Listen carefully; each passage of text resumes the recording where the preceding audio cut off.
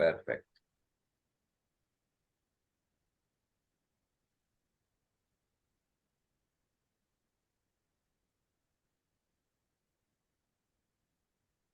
Bueno, pues me alegra muchísimo verles de nuevo, a quienes están ahora mismo, a quienes van a ver la grabación después. La compañera que está en el Japón, por la diferencia horaria, nos acompañará mañana, según me dice Ángel. Hoy no, entonces para ella también saludos. Acaba de entrar Sandra y Romina, que nos está acompañando también. Saludos, Sandra, ¿cómo estás? Buenas noches, profe. Hola, compañeros. ¿Cómo están? Buenas. Bueno, un gusto, Sandra. Igualmente. Bueno, vamos a empezar conversando un poco sobre lo que ha pasado desde junio hasta ahora. Algunas cosas que ustedes quieran mencionar. Uno después de las clases se queda con algunos pensamientos, los va digiriendo, algunos los va cuestionando, otros los va profundizando. Siempre me gusta decir que cuando termine el curso comienza la enseñanza, cosa que no, o el aprendizaje, cosa que no es del todo cierta, pero solamente una forma de animarles a pensar que cuando termina un curso no termina la enseñanza. Queda uno con bibliografía, con nuevos autores, autoras para conocer y como les decía, con pensamientos, ideas, cuestionamientos, además de las tareas y lecturas que pone el curso. Entonces yo quisiera comenzar por allí escuchándoles cómo llegan y con qué inquietudes llegan o qué recuerdan y comenzamos por allí. Quien quiera comenzar. Yo me quedé pensando en tal cosa, yo no alcancé a profundizar un poco más en tal cosa, sobre tal tarea, sobre tal lectura, inquietudes, preguntas en general. Saludos, David. Bienvenido. Muchas gracias. ¿Qué tal? ¿Qué tal? Tenía problemas con el link y no podía entrar, perdón. Ah, bueno, pero ya te vemos muy bien, gracias. Gracias. Bueno, entonces sí hay algo con lo que llegan y quieren comentar. Es el momento.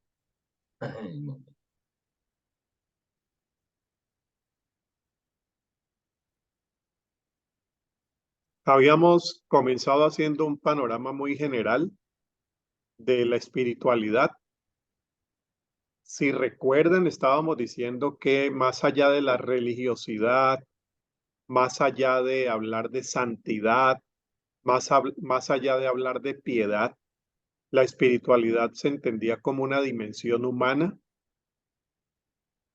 una dimensión que, por cierto, busca también humanizarnos, en las palabras de Jesús, desarrollar y profundizar nuestra vida plena, ser seres humanos más humanos, y que en el caso de la espiritualidad cristiana, esa humanidad, esa plenitud humana se entiende desde la figura de Jesús. Ahí hay unas diferencias con otras formas de entender plenitud.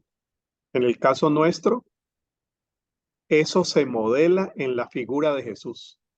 Vida plena se representa en él. Entonces, ¿qué espiritualidad en cierta manera era?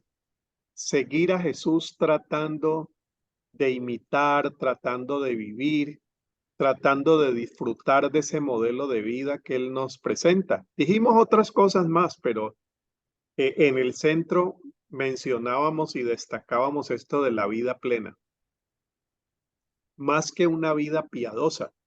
La vida piadosa, la piedad cristiana, tiene que ayudar a la plenitud humana. Es una forma de caminar tras esa plenitud. Una persona que ora, una persona que participa en su comunidad, es una persona que está buscando desarrollar esa plenitud y desarrollarla como Jesús. Alcanzamos a ver algunos aspectos históricos sobre la espiritualidad. Hablamos de varias formas de vivir esa espiritualidad y nos acogimos inicialmente al modelo de Richard Foster, que dice que hay gente que se enfoca o grupos que se inclinan, perdón, se inclinan más por una espiritualidad social. Esto de soy espiritual en la medida que me entrego a una causa, me doy a otros y sirvo. Hay otros que tienen una dimensión más contemplativa, personas que viven su espiritualidad recluyéndose en un monasterio o viviendo la vida como un monasterio interior. Entonces son las personas que se inclinan más por cultivar la oración contemplativa, el silencio. Otro enfoque que menciona Foster era el de la vida de santidad. Y decíamos que ahí encuadra muy bien con Wesley. Entendió que la espiritualidad giraba alrededor de una vida más santa, más pura. Había otras que mencionamos como la espiritualidad sacramental, que es esa espiritualidad que no se vive necesariamente bajo cánones eclesiales, sino que se vive a través del arte, la literatura, y mencionábamos casos como el de Tolstoy, quien dice que no hay una espiritualidad, pero una espiritualidad en disidencia con la Iglesia Ortodoxa y que se expresa en una sensibilidad humana que se capta es a través de su literatura. Esa es literatura espiritual. Dostoyevsky, el famoso arquitecto catalán, Gaudí, hace lo que hace, que por cierto acaban de terminar una torre más de la Sagrada Familia, pero le quedan como 10 años más. Él hace eso que hace más que como arquitecto, como persona creyente. Entonces, es una forma de expresar espiritualidad, pero no necesariamente tan tradicional como uno le espera. Bueno, otro enfoque era el enfoque pentecostal, el enfoque carismático. Allí la espiritualidad se expresa a través de una experiencia que me lleva a un encuentro espectacular, un éxtasis. Trátese de los movimientos monásticos místicos, de todo el movimiento místico, o que hoy vamos a hablar algo de mística, o también de ciertas formas de carismatismo o de pentecostalismo.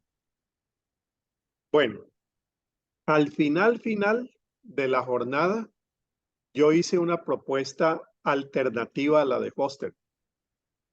Pero ¿a qué nos llevaban esas diferentes, ese estudio de las diferentes vertientes o formas de vivir la espiritualidad? A una conclusión, que la espiritualidad no existe en singular, sino en plural. La espiritualidad, incluso la cristiana, se vive de muchas formas. No hay una sola forma de encontrar ese camino de la vida plena. No, hay muchas formas, y estas de Foster o las que yo les propuse al final, pues son maneras de entender que hay una gran diversidad de formas de creer y sobre todo de vivir la fe. Y cuando hablamos de formas de vivir la fe, estamos hablando de espiritualidad. Ahí decíamos, ¿no?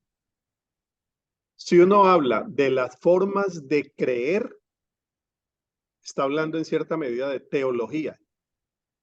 Las formas de creer, ¿qué creemos sobre, si vamos a la teología sistemática, la Trinidad, la Cristología, la Eclesiología, las formas de creer, de definir lo que creemos? Pero si vamos a hablar de las formas de vivir la fe, ahí estamos en el campo de la espiritualidad. Sin embargo, esa diferencia es solamente por vía didáctica, porque en la realidad donde hay teología debería haber espiritualidad, y donde hay espiritualidad siempre hay teología, y eso fue así en los primeros siglos. esa unión de teología y espiritualidad. El teólogo era un maestro de espiritualidad y el maestro de espiritualidad era un teólogo. Pero pasados los siglos se hizo esa incisión entre el creer y el vivir, el pensar y el corazón, cosa que estamos hoy de puertas a la posmodernidad de reconciliar razón y corazón y de entrar en una espiritualidad que sea muy teológica y una teología que sea muy espiritual. Bueno, ahí como para recordarles algunas cosas, dando unas pinceladas de lo que dijimos en junio. No sé si alguien se anime a recordar algo o a traer alguna inquietud con la que llega o alguna expectativa para hoy y mañana. Sí, yo personal a lo mejor se me entrecruzan los videos porque he visto algunos, además Sí, del que brindó anteriormente, pero hablaba de un progreso en el conocimiento de la espiritualidad propia, en, en una madurez espiritual, y había nombrado algún ejemplo suyo, que había aprendido una espiritualidad al principio y después la fue modificando. Esto es así, hay una búsqueda propia. sí, hay una búsqueda propia. Ese aspecto también es interesante, Abel, porque mira, si uno dice, en lugar de hablar de espiritualidad, hablemos de espiritualidades. Ya ahí uno gana porque entiende que hay diversidad y gana respeto por el que tiene una espiritualidad que no es como la de uno. Pero también se gana en el sentido que lo están mencionando ahora, para entenderse uno mismo, que la espiritualidad de uno va también cambiando, va evolucionando. Al fin y al cabo, si espiritualidad es ir tras Jesús, es dinámica, es camino, es peregrinaje. Imagínate, yo llegué a una iglesia bautista a los 18 años, después de haber sido católico hasta esa edad. ¿No tenía espiritualidad antes de llegar a la iglesia bautista? No, no, yo tenía una espiritualidad, tenía unas formas de expresar esa espiritualidad con unas tradiciones y una ritualidad católica que a mí me formó. El olor a incienso, la presencia del obispo, las campanas, la catedral, el bautismo de bebé, todo eso forma el espíritu humano. Te marca para bien y para mal, pero te marca tu espíritu. Pero cuando yo llego a los 18 a una iglesia bautista, encuentro otra forma de vivir la fe. A los 28, yo no podía quedarme entendiendo la fe y viviéndola como yo la vivía a los 18. Imagínate, imagínense, yo llegué a los 18 después de una crisis de esas que uno pasa de adolescencia y primera juventud. Cuando yo llegué a la iglesia, yo quise romper con todo lo que era mi pasado. Mi hermana decía que yo había cambiado hasta la manera de caminar. Me cambié el peinado, me cambié las maneras de divertirme, dejé de bailar música salsa. Compañeros míos dejaron de escuchar tango. En Colombia gusta mucho el tango, ¿no? Gardel murió en Medellín yendo hacia mi ciudad, que era Cali. Entonces, él decía, no, eso es el pasado mío, yo no quiero volver a... Hoy, hace como de 10 años para aquí volví a bailar. No fue que yo dejé de ser espiritual, es que uno va incorporando y viviendo lo que mejor piensa que le conviene en ese momento. Esas rupturas de los 18 eran necesarias para mí. En mi camino espiritual, eso tenía un sentido. Pero seguir afirmando lo que yo decía a los 18 no es coherencia, es terquedad. No, es que yo dije a los 18 y yo a los 60 tengo que decir lo mismo y tengo que vivir lo mismo para ser consecuente. No, lo que está haciendo es terco. Profe, Mira cómo vive mira tu contexto también, ¿no? Mira tu contexto. ¿Qué es lo que pasó, por ejemplo, y vamos a verlo hoy y mañana en las teologías de la liberación, que tenían una espiritualidad muy profunda? Hoy uno habla con varios de esos teólogos y esas formas de enfrentar las dictaduras de los 60, hoy el contexto social y político cambió. Ah, no, entonces fue que te rendiste frente al sistema. No, es que el sistema también cambió. ¿Ves? Entonces la espiritualidad va viviéndose de acuerdo a una dimensión personal, pero también en el ámbito donde la estás desarrollando. No es lo mismo la espiritualidad a los 18 que a los 81. Mm. No es lo mismo siendo hijo que siendo abuelo.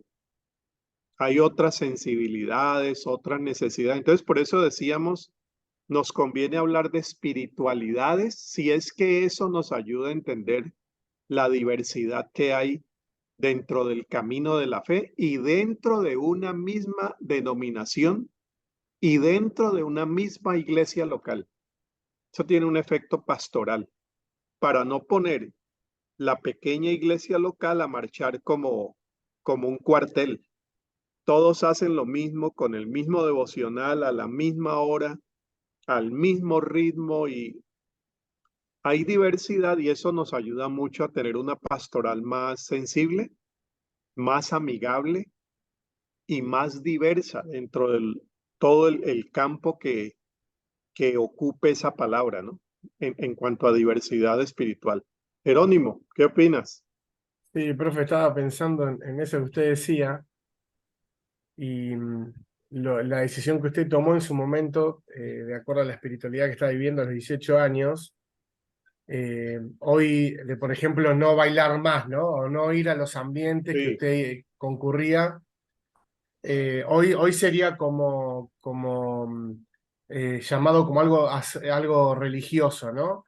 ¿No? Hacer algo sí, así, pero me quedé pensando en que, también lo que usted decía, qué importante que es, hasta cuando en la pastoral mismo uno tiene que aconsejar, saber pedirle a Dios sabiduría para que el consejo sea de acuerdo al momento de la espiritualidad de cada persona.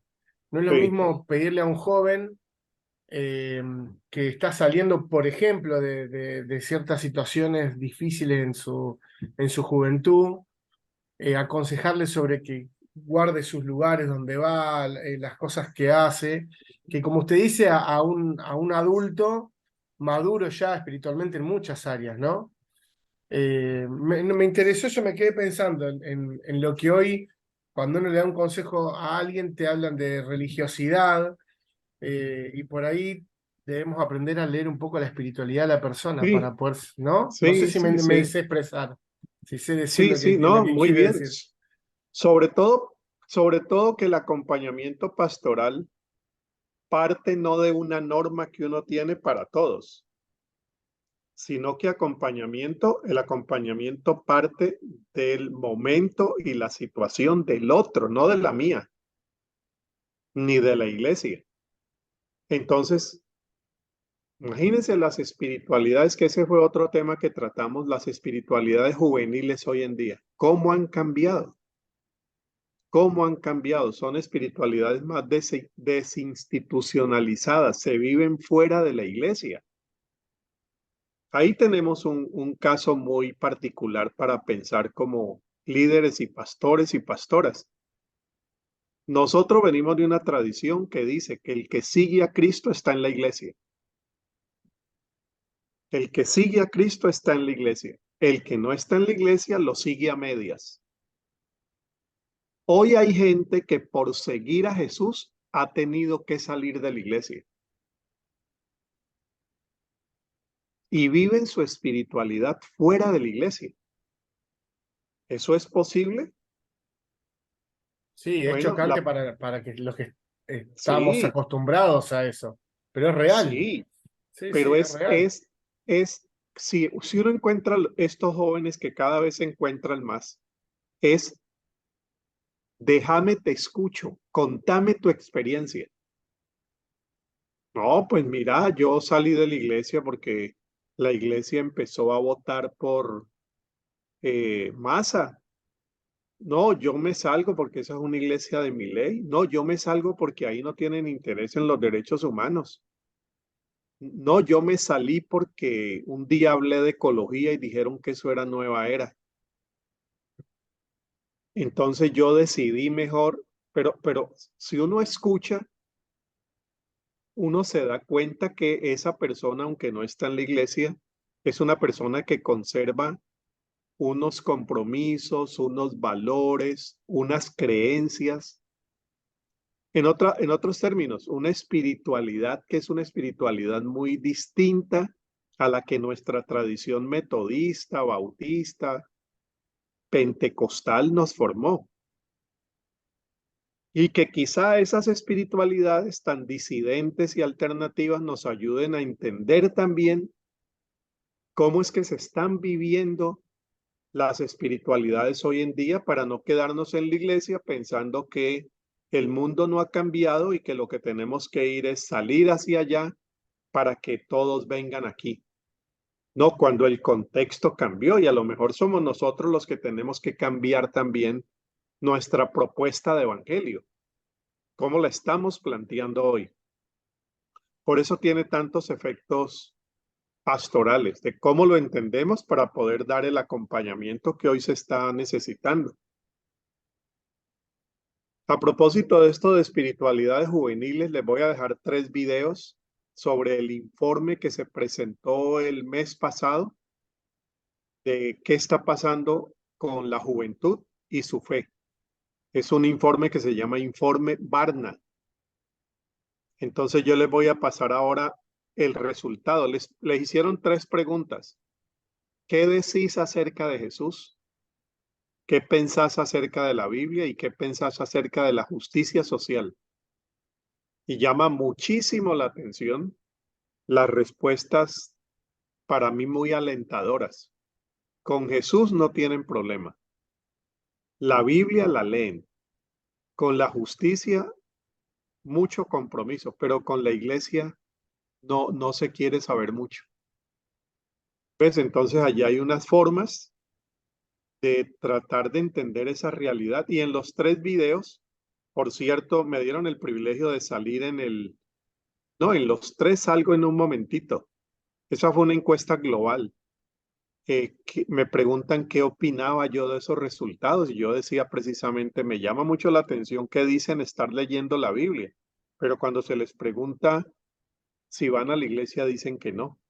¿Dónde la están leyendo? O sea, es entender que se está leyendo y se tiene aprecio por la figura de Jesús, pero el problema es más con la institución. Y en junio hicimos una afirmación, la crisis de hoy es una crisis de religiosidad institucional, no de espiritualidad. Es verdad que la religión institucional va de caída, excepto sectores fundamentalistas donde crece, que ese es otro fenómeno para estudiar. Pero mientras decae la religiosidad institucional, aumenta el interés por lo espiritual.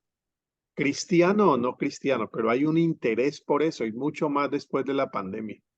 Entonces son lecturas de la espiritualidad, del contexto espiritual en el que estamos, que necesitamos también ver cómo las vamos a interpretar y qué conclusiones sacamos para la pastoral de hoy, sobre todo de nuevas generaciones. ¿Ves? Entonces por ahí la espiritualidad ilumina mucho el campo de la pastoral, cómo se está siguiendo a Jesús. ¿Alguien más? Y vamos entonces a un pequeño ejercicio. Si alguien quiere mencionar algo, por favor. Yo voy poniendo entonces la presentación aquí. Esas presentaciones yo se las dejo todas, ¿no? No necesitan tomar notas de lo que aparece en el PowerPoint, pero sí de las preguntas que vayan surgiendo y las inquietudes. A ver si estoy en la que es. No, aquí sí está. Ahora ya la vi.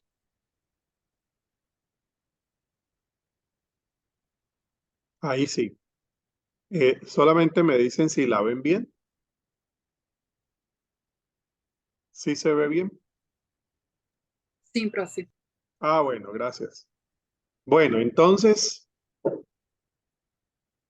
lo que vamos a hacer entre hoy y mañana es tratar, primero, de ver un poquito, quito esto aquí, de ver un poco de qué historia es la que hay detrás que nos puede explicar las maneras de ser espiritual hoy. Lo digo de otra manera. Los evangélicos tenemos una espiritualidad como muy definida. Hay cambios de una iglesia a otra, pero hay unos factores en común muy nuestros, sobre todo la espiritualidad evangélica latinoamericana.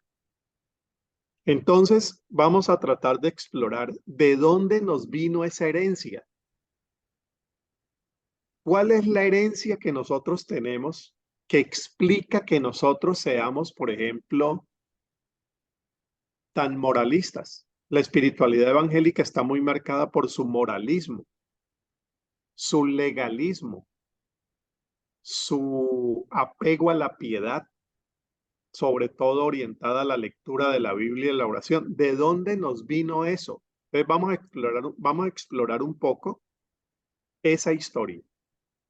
Esa historia la vamos a explorar principalmente por tres fuentes históricas que son la Reforma,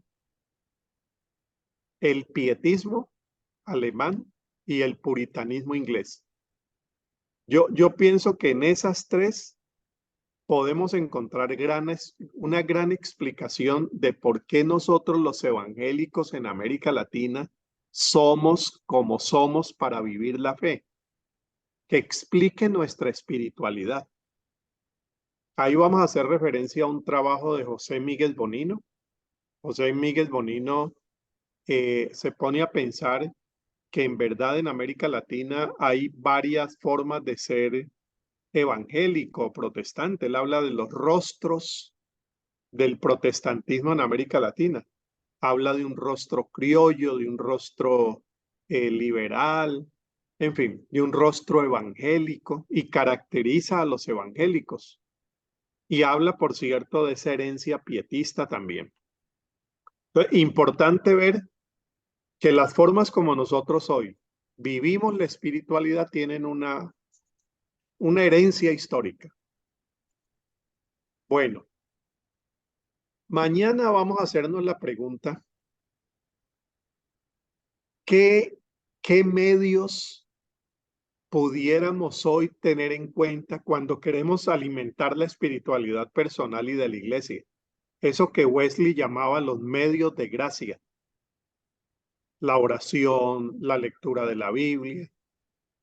En el caso más tradicional de la iglesia evangélica hay como 5 medios de gracia o disciplinas espirituales o prácticas espirituales que son la oración, la lectura bíblica, la asistencia a la iglesia, el diezmo y la evangelización. Esas 5 nos sirven como medidas de espiritualidad. A través de esas 5 más o menos se mide la espiritualidad de un cristiano evangélico, pero a través de esas 5 se alimenta también la vida espiritual. Entonces la pregunta que nos vamos a hacer mañana es, aparte de esas 5, la tradición cristiana de 21 siglos, ¿no nos dirá que hay otras formas de enriquecer la espiritualidad hoy? O sea, de estas 5, ¿dónde se quedó, por ejemplo, el silencio? ¿Hay lugar para hablar del peregrinaje o eso suena muy católico? Entonces vamos a ver en total unas 12 prácticas espirituales que vienen de diferentes tradiciones y que yo pienso que hoy nos vendrían muy bien para alimentar nuestra espiritualidad individual y comunitaria.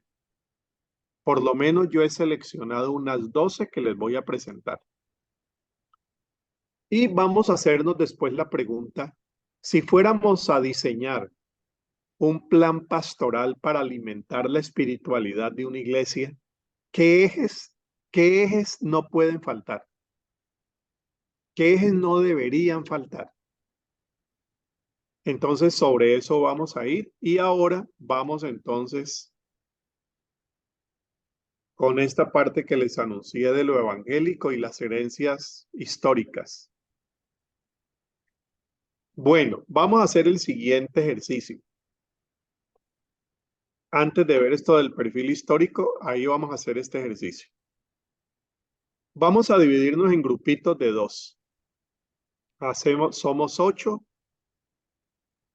1, 2, 3, 4, 5, 6, 7, bueno, más o menos 7, 8. Hacemos grupos de 2 y vamos a tratar de buscar un perfil típico del evangélico latinoamericano en 5 rasgos. Si yo les pregunto, dígame qué 5 rasgos caracterizan a un evangélico de América Latina. ¿Qué pondrían ustedes? Y después vamos a ver qué dijo Miguel Bonino, porque Miguel Bonino hizo ese ejercicio.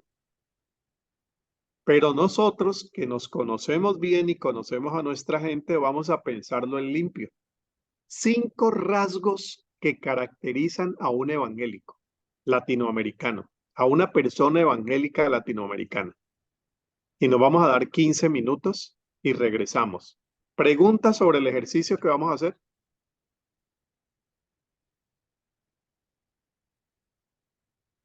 Muy bien, entonces vamos a hacer los grupos, nos vamos a dar 15 minutos. Creo que en 15 minutos está bien. Yo voy a dividir aquí en 4 grupos y usted le dice aceptar y ahí te vas a encontrar con la pareja, compañero o compañera.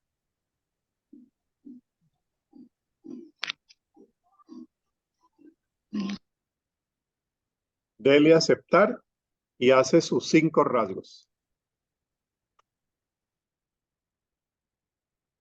¿Me puede poner con David para que no esté solo? Claro que sí, porque verdad, David quedó, Sí, así no queda solo. estás, a ver, yo te veo, Ángel, no te veo, sí. ¿Estás en cuál sala, Ángel? No, no estoy en ninguna hora. No, pero ¿vas a cuál? ¿A cuál A te las llegó la 4, invitación? A las 4. Pero ahí estoy viendo a David en la 4. Por eso, para estar con él, porque está solo, digo. Ya, pero no No te se veo puede. aquí. ¿Por qué no apareces? No sé. ¿Será porque estás como... voy a poner a David con otro entonces mejor. Lo voy a poner en la sala 1. Sí, como estás como anfitrión, no te manda para allá. Claro, perfecto. Bien. Bueno, nos damos 15 minutitos, Ángel. Ya regresamos.